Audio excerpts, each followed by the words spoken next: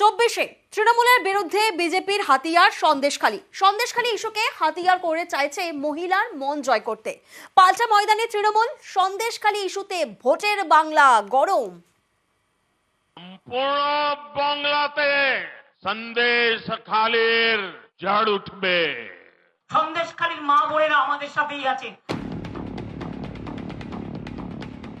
এই বছরের জানুয়ারি থেকে সন্দেশখালী সরগরম। এই ইস্যুকেই 24-এর লোকসভা ভোটে হাতিয়ার করছে বিজেপি। এ নিয়ে আসরে খোদ নরেন্দ্র মোদী। মার্চের প্রথম সপ্তাহ থেকে ধরলে ইতিমধ্যেই বাংলায় এসে 6টি সভা করে ফেলেছেন নরেন্দ্র মোদী। প্রতিটি সভা থেকেই তৃণমূলকে নিশানা করতে সন্দেশখালীকে হাতিয়ার করেছেন তিনি। বারাসাতের সভার পরে সন্দেশখালীর আন্দোলনকারীদের সঙ্গে দেখাও করেন মোদী। সন্দেশখালী এলাকাটি বসিরহাট লোকসভার মধ্যে পড়ে। সেই বসিরহাটে বিজেপি প্রার্থী করেছে রেখা পাত্রকে, যিনি সন্দেশখালী আন্দোলনের অন্যতম মুখ। রেখাকে ফোনও করেন নরেন্দ্র মোদী। रेखा जी नमस्कार। आप बंगाल की विपरीत राजनीतिक परिस्थितियों में प्रचार कर रही है। বুধবার উত্তরবঙ্গে বিজেপির প্রচারেও সন্দেশখালীর মহিলারা। নরেন্দ্র মোদীর মতোই অমিত শাহ বাংলায় এসে হাতিয়ার করেছেন সন্দেশখালী ইস্যু। तृणमूल कांग्रेस को जिताने का मतलब है संदेशखाली की तरह अत्याचार करने की छूट देना। পর্যবেক্ষকদের একাংশের মতে এসব থেকে স্পষ্ট 24-এর ভোটে বিজেপির বড় অস্ত্র সন্দেশখালী। বিজেপি এর আগে বাংলায় বিভিন্ন ভোটে বিভিন্ন ইস্যুতে ভোট চেয়েছে, কিন্তু 19-এর লোকসভা ভোট ছাড়া অন্য কোনো ভোটে সাফল্য মেলেনি। 21-এও স্বপ্নভঙ্গ হয়েছে। এবার 24-এর লোকসভা ভোট। এই ভোটে বিজেপির লক্ষ্য মহিলা ভোট। পর্যবেক্ষকদের মতে এই কারণেই সন্দেশখালীকে হাতিয়ার করে মহিলা মন জয় করতে চাইছে পদ্ম শিবির। পশ্চিমবঙ্গে মোট ভোটারের 49.2% মহিলা, অর্থাৎ পশ্চিমবঙ্গে মহিলা ভোট যাদের দিকে তাদেরই বাজিমাত। তৃণমূল বারবারই দাবি করে নারী নিরাপত্তায় দেশের মধ্যে এগিয়ে বাংলা। এই দাবিকেই ভোতা করতে চাইছে বিজেপি। তাই সন্দেশখালীতে নারী নির্যাতনের অভিযোগে শান দিচ্ছে। এভাবেই বাঙালির আবেগ ও যাত্রাভিমানকে নাড়া দিতে চাইছে পদ্ম শিবির, যাতে তৃণমূলের বিরুদ্ধে ক্ষোভ তৈরি হয়। পুরো বাংলাতে সন্দেশখালীর ঝড় উঠবে। আমি তো আমাদের কর্মী আবুলকে অ্যারেস্ট করতে পারি, শাহজাহানকে অ্যারেস্ট করতে পারি, তাহলে তোমরা কেন গুন্ডাকে হোম মিনিস্টার রাখো? সন্দেশখালীর মা বোনেরা আমাদের সাথেই আছে। চিন্তা করার কোনো কারণ নেই। ভোটটা হলে মোদীবাবু দেখতে পাবেন। এভাবেই সন্দেশখালী ইস্যুতে গরম ভোটের বাংলা। একদিকে সন্দেশখালীকে হাতিয়ার করে ভোটে তার ডিভিডেন্ড পেতে চাইছে বিজেপি, পাল্টা পদ্মের অস্ত্রকে ভোতা করতে আসরে তৃণমূল।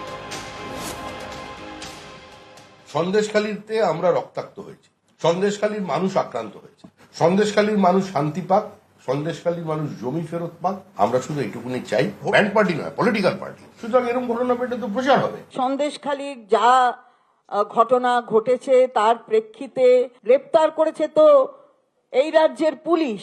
মাননীয় আদালত সিট করতে বলেছেন, সিবিআই এর একটা সিট হবে। তা কি গেল এলো তাতে? দোষ যে করেছে তার উপযুক্ত শাস্তি হোক। ভোটে তো ওরা লড়ছে, আমরা ভোটে লড়ছি। নিউজ 18 বাংলা। রেশন দুর্নীতিতে নয়া তথ্য ইডির হাতে। 1 বছরে 350 কোটি টাকা পাচারের দাবি ইডির, যেখানে 2014 থেকে 2015-র মধ্যেই হয়েছে এই টাকা পাচার। হাওয়ালার মাধ্যমে বিদেশে টাকা পাচারের অভিযোগ। রেশন দুর্নীতির তদন্তে চাঞ্চল্যকর দাবি ইডির, যেখানে রেশন দুর্নীতিতে তৃতীয় চার্জশিটে তোড়জোড় ইডির। অন্যদিকে ভূপতিনগরের দিকে নজর রাখবো, যেখানে ভূপতিনগরে হামলায় আহত এনআইএ আধিকারিকের স্বাস্থ্য পরীক্ষার রিপোর্ট পাঠানো হলো পুলিশকে। আহত এনআইএ আধিকারিকের স্বাস্থ্য পরীক্ষার রিপোর্ট চাওয়া হয়েছিল, যেখানে 11ই এপ্রিলের মধ্যে চাওয়া হয়েছিল সেই রিপোর্ট, এবং 10 তারিখ রাতেই পাঠানো হয়েছে সেই স্বাস্থ্য পরীক্ষার রিপোর্ট।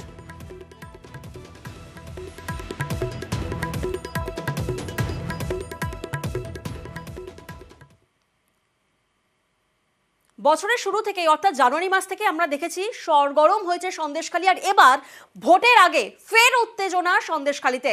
খুলনায় বিজেপি কর্মীর বাড়িতে আগুন, যেখানে টের পেয়ে সপরিবারে বাড়ি থেকে বেরিয়ে রক্ষা পান। এবং অভিযোগ তৃণমূলের বিরুদ্ধে হামলার অভিযোগ বিজেপির, যদিও অভিযোগ খারিজ তৃণমূলের।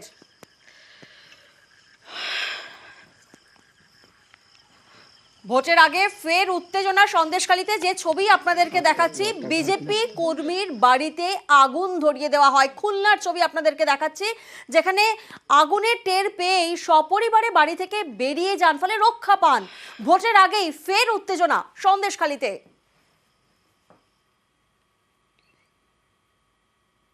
হাতে গোনা আর মাত্র কয়েকটা দিন, 24-এর ভোট শুরু 19-এই, যেখানে দুর্বল উত্তরে জোর দিচ্ছে তৃণমূল।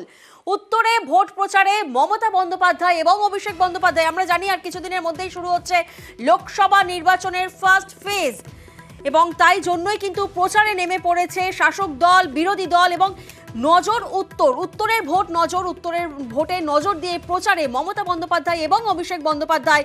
উত্তরে জোর দেওয়া হচ্ছে তৃণমূলের তরফ থেকে।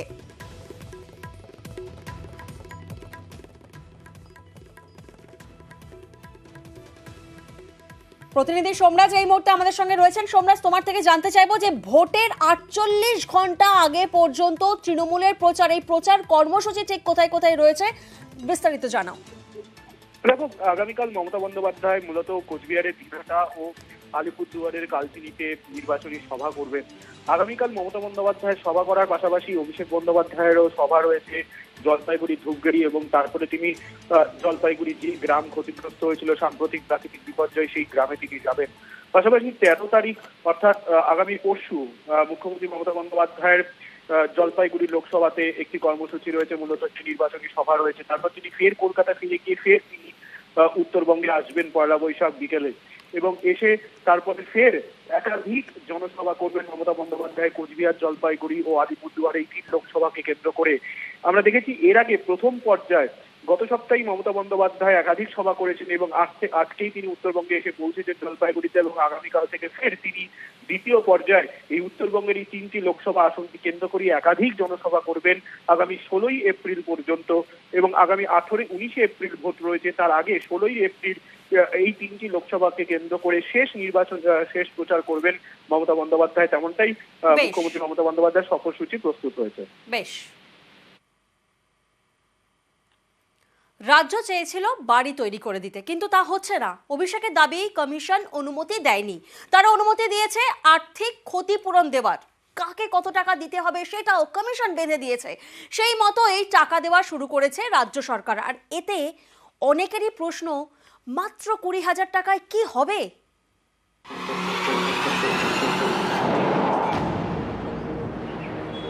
উত্তরবঙ্গে ঝড়ে বিধ্বস্তদের ক্ষতিপূরণ দেওয়ার কাজ শুরু করে দিল রাজ্য সরকার।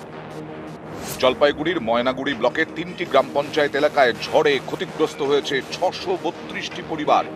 এর মধ্যে 440 জনের ব্যাংক অ্যাকাউন্টে 20,000 টাকা করে পড়েছে। আংশিক ক্ষতিগ্রস্তরা পাচ্ছেন 5,000 টাকা করে। অভিষেক বন্দ্যোপাধ্যায়ের বক্তব্য অনুযায়ী ঝড়ে বেশি ক্ষতিগ্রস্ত এবং আংশিক ক্ষতিগ্রস্তদের কত টাকা করে ক্ষতিপূরণ দেওয়া যাবে সেটা ঠিক করে দিয়েছে নির্বাচন কমিশন। ইলেকশন কমিশনের তরফ থেকে রাজ্যকে জানিয়ে দেওয়া হয় যে নতুন বাড়ি তৈরির ক্ষেত্রে রাজ্যকে পারমিশন ইলেকশন কমিশন দিচ্ছে না। রাজ্যকে বলা হয়েছে তুমি ড্যামেজ দিতে পারো, আংশিক যদি ক্ষয়ক্ষতি হয়ে থাকে তাহলে 5,000 টাকা ড্যামেজ, আর যদি একটু বেশি হয় তাহলে 20,000 টাকা ড্যামেজ। এই আর্থিক ক্ষতিপূরণে অনেকেই খুশি নন। তাদের প্রশ্ন, 20,000 টাকায় কি হবে? মোবাইলে আমার মেসেজ ঢুকলো, দেখলাম যে 20,000 টাকা ঢুকছে। এই 20,000 টাকা কি কাজ করবো বলেন? চলবে কি তাতে? আমাদের কিচ্ছু হচ্ছে না। এই জন্য আমার দেওয়া আছে যেন আর কিছু করে পয়সা আমাদের ইয়াতে ঢোকাইলে খুবই ভালো হয়। তো এই 20,000 টাকা দিতে কিছুই হবে না আমাদের। তো 20,000 টাকা দিয়ে কি করবো? খাবো না কাজ করবো না আর কিছু আনবো? কিছুই তো হবে না 20,000 টাকা দিয়ে আমাদের। আর কিছু যদি সরকার দেয়, যদি কিছু দেয় পাই, আর একটু ভালো হয়। 31শে মার্চ ভয়ঙ্কর ঝড় হয় উত্তরবঙ্গের 3 জেলা জলপাইগুড়ি, আলিপুরদুয়ার এবং কোচবিহারে। 4-5 মিনিটের ঝড়ে সব তছনছ। সেদিন রাতেই জলপাইগুড়ি যান রাজ্যের প্রশাসনিক প্রধান। ঝড়ে বিধ্বস্তদের পাশে গিয়ে দাঁড়ান মুখ্যমন্ত্রী। ইলেকশন ডিক্লেয়ার হয়ে গেছে আগামী 3 মাস। এমনই একটা অবস্থা, অসহায় অবস্থা, ইচ্ছে থাকলেও আমি নিজে বলতে পারবো না, প্রশাসনের মধ্যে পড়বে। যেহেতু এখন ভোটের বাজার, তাই দুর্গতদের জন্য বাড়ি তৈরি করতেও নির্বাচন কমিশনের অনুমতি প্রয়োজন। এর জন্য কমিশনের কাছে আর্জি জানায় রাজ্য সরকার, কিন্তু কমিশন না করে দিয়েছে বলে দাবি অভিষেকের। ইলেকশন কমিশনের তরফ থেকে রাজ্যকে জানিয়ে দেওয়া হয় যে নতুন বাড়ি তৈরির ক্ষেত্রে রাজ্যকে পারমিশন ইলেকশন কমিশন দিচ্ছে না। রাজ্যকে বলা হয়েছে তুমি ড্যামেজ দিতে পারো, আংশিক যদি ক্ষয়ক্ষতি হয়ে থাকে তাহলে 5,000 টাকা ড্যামেজ, আর যদি একটু বেশি হয় তাহলে 20,000 টাকা ড্যামেজ। তৃণমূলের দাবি কমিশনের বিধিমতোই ক্ষতিপূরণ দিচ্ছে রাজ্য সরকার। নিউজ 18 বাংলা।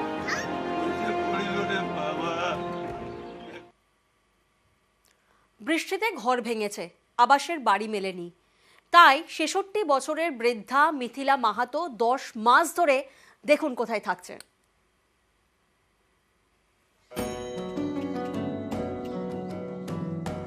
মাথা গোজার ঠাঁই, কিন্তু এমনই ঠাঁই যে মাথা গুজেই থাকতে হয়, ঠিক মতো সোজা হয়ে দাঁড়ানোও যায় না, এমনই এই ঘর। আসলে ঘর তো নয়, এটা বাথরুম। রাস্তার পাশে সরকার যে বাথরুম তৈরি করে দেয় সেরকমই একটি। এটাই পুরুলিয়ায় এই বৃদ্ধার ঠিকানা। 66 বছরের মিথিলা মাহাতো পুরুলিয়ার সুন্দ্রাডির বাসিন্দা। রাস্তার পাশেই সরকারি বাথরুমে তার ঘর, সেখানে জিনিসপত্র নিয়ে কোনো রকমের জীবন কাটাচ্ছেন। প্রাণের ঘরটা গত আষাঢ়ের বৃষ্টিতে ভেঙে গিয়েছে, মাটির বাড়িটাই ভেঙে পড়ে। সেদিন এই বৃদ্ধার মাথায় আকাশও ভেঙে পড়ে। অভিযোগ, একটা ত্রিপল দিয়েই দায় সারে পঞ্চায়েত। নিজের জমিতে সেই ত্রিপল খাটিয়ে রান্না করেন, আর বৃদ্ধা থাকেন রাস্তার ধারের এই বাথরুমে। ফাটিয়ে রয়েছিল আর আশ্বিন মাসে আপনি পড়ে গেল। এটা কি বাথরুম? বাথরুমে আছেন? হ্যাঁ। তো পঞ্চায়েতে জানাননি? পঞ্চায়েতেও জানাইছি, সারা আগে আনছি। এই তো এই কাপড়টা দিয়েছে আর ওই ইহাটা দিয়েছে ত্রিপল। হ্যাঁ। এখানে কষ্ট হয় না? কষ্ট হলে কি করবে, বসে রইতে হয়। 3 ফুট বাই 4 ফুটের বাথরুম, হাত পা ছড়িয়ে ভালো মতো বসা যায় না, সেখানেই থাকতে হচ্ছে, তাও আবার বাসনপত্র নিয়ে। এভাবেই গত বর্ষা কেটেছে মিথিলা মাহাতো। শীতকালও কাটিয়েছেন এই বাথরুমে। আবাসের ঘর পাননি, তাই দুর্গতির এক শেষ। বৃষ্টিতে ঘর ভেঙে গ্রামের অনেকেই সমস্যায় পড়েছেন, তবে বাথরুমে থাকার মতো দুর্গতি আর কারো হয়নি। সরকারি ঘর এখন বন্ধ, এই কারণে সমস্যা। উনি কিভাবে জীবনযাপন করছেন? বাথরুমের ভিতরে জীবনযাপন করছে কোন রকমে। বাড়ি করার এই মুহূর্তে তো কোনো উপায় নেই, কারণ সত্যিকারের যে আমরা যদি ইচ্ছা করি এখন বাড়ি কাউকে করে দেবো, এটা তো সম্ভব নয়। বিষয়টা সত্যিই পঞ্চায়েত লেভেল থেকে একটু দেখাশোনা করার প্রয়োজন ছিল। কোথায় ফাঁক আছে আমি দেখছি, যদি কিছু করা যায় অবশ্যই আমি সাথে আছি। নেতাদের যেখানে বাথরুম এক একটি বাড়ির সমান, সেখানে বাড়িতে না থেকে বাথরুমে থাকতে বাধ্য হয়েছে একটি বৃদ্ধ মহিলা। এটাই বাস্তব চিত্র রয়েছে গরিব মানুষদের পশ্চিম বাংলায়। কেন্দ্রীয় সরকার আবাস যোজনার টাকা সেটা তারা বন্ধ করে রেখেছে না, যার ফলে আজকে মানুষকে শৌচালয়ের মধ্যে থাকতে হচ্ছে। পুরুলিয়া থেকে ইন্দ্রজিৎ মণ্ডলের রিপোর্ট, নিউজ 18 বাংলা। আর এবার নজর রাখবো পূর্ব মেদিনীপুরের দিকে। সেখানে হামিরপুরে ব্রিজ তৈরি চলছিল, কিন্তু সেই কাজ বন্ধ করে দিল স্থানীয়রা। কেন না, নিম্নমানের সামগ্রী দিয়ে কাজের অভিযোগ সামনে উঠে আসছে এবং চাপের মুখে ভুল ত্রুটি কবুল করল সংস্থার কর্মী। তারপরে পরিস্থিতি নিয়ন্ত্রণে তড়িঘড়ি ঘটনাস্থলে পৌঁছলেন মন্ত্রী অখিল গিরি। সমস্যার সমাধানের আশ্বাস বিধায়কের। সমস্যার সুরাহা না হলে আন্দোলনের হুঁশিয়ারি বিজেপির। ইঞ্জিনিয়ার দেখভাল সুপারভিশন করছেন, ইঞ্জিনিয়ারের সুপারভিশনে যাতে কাজটা প্রতিনিয়ত হয়। না, আমি বলছি বিডিও সাহেবের মধ্যে কাজ যেভাবে চিপস যেগুলো দেওয়া হচ্ছে এগুলো ঠিক নয়। এরা যে বালিগুলো ব্যবহার করেছে, যে আপনি কেন আমার এরিয়ার সরু সরু বালি দিচ্ছেন, যেটা আমাদের শিডিউল যেটা হয়েছে সেই কাজটা করতে হবে। যেটা কাজ হচ্ছিল সেটা ভুল, সেটাকে নিয়ে আমরা প্রতিবাদ করেছিলাম, সবাইকেই জানিয়েছি। জানানোর পরে মন্ত্রী সাহেব এসেছিলেন, থেকে তার সুপারভাইজারকে ডেকে যে যে প্রবলেম হচ্ছে প্রবলেমগুলো সলভ করে যাতে পরবর্তী আর কাজের কোনো সমস্যা না হয়। অন্যদিকে হিঙ্গলগঞ্জে সেখানে নদী বাঁধে ফাটল। রূপমারি এলাকায় আতঙ্কে গ্রামবাসীরা। গৌরেশ্বর নদীর বাঁধে একাধিক ফাটল দেখা যায় এবং যেখানে রূপমারি এলাকার গ্রামের মধ্যে ঢুকে যাচ্ছে জল। আর বর্ষা এলে তো আরো বিপদের আশঙ্কা, যেখানে জলের তোড়ে ফাটল চওড়া হওয়ার আশঙ্কা। গ্রামবাসীদের অভিযোগ, পঞ্চায়েতে জানিয়েও কোনো সুরাহা হচ্ছে না। যদিও বিডিও অর্থাৎ হিঙ্গলগঞ্জের বিডিও তিনি দ্রুত ব্যবস্থার আশ্বাস দিয়েছেন। নদীর পাড় লিক করে জল ঢুকছে আমাদের ভিটেতে, আমাদের বিলান জমিতে, চাষের জায়গা নষ্ট হচ্ছে। দীর্ঘদিন থেকে এই সমস্যা হচ্ছে। আমরা ইরিগেশন এবং পঞ্চায়েত মেম্বারকে জানিয়েছি, তা সত্ত্বেও কোনো সমাধান হয়নি। ওনারা আশ্বাস দিয়েছেন কিন্তু কোনো সমাধান হচ্ছে না। আমরা দীর্ঘদিন ধরে আতঙ্কে আছি এবং এরপরেও আরও বড় বড় জোয়ার আছে জ্যৈষ্ঠ মাসে, বর্ষাকালে, তখন তো আরও আতঙ্কের পরিবেশ তৈরি হবে। একটা ফাটল হয়েছে, তার মধ্যে দিয়ে জল তার মানে গ্রামে ঢুকছে অলরেডি, খুব বেশি বড় না হলেও কিন্তু জল ঢুকছে। আমি দেখে দিচ্ছি, জেনে নিচ্ছি যা করা করবে। ঠিক আছে, ঠিক আছে, ঠিক আছে। আর এবার আপনাদের দেখাবো খাল দখল করে অবৈধ নির্মাণ। নিকাশি খালের উপরে তৈরি হচ্ছে দোকান। দক্ষিণ 24 পরগনার নামখানায় এই অবৈধ নির্মাণ, যেখানে গ্রামবাসীদের অভিযোগে বেআইনি নির্মাণ বন্ধে তৎপর গ্রাম পঞ্চায়েত।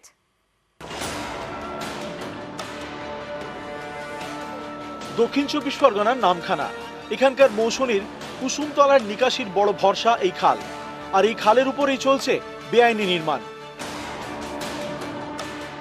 খালের উপরই পিলার উঠেছে, তৈরি হচ্ছে দোকান। স্থানীয়দের দাবি, খালে বেআইনি নির্মাণ হলে নিকাশির সমস্যা হবে। বর্ষার সময় বিস্তীর্ণ এলাকা জলমগ্ন হয়ে পড়বে, পাশাপাশি কৃষিকাজও ব্যাহত হবে।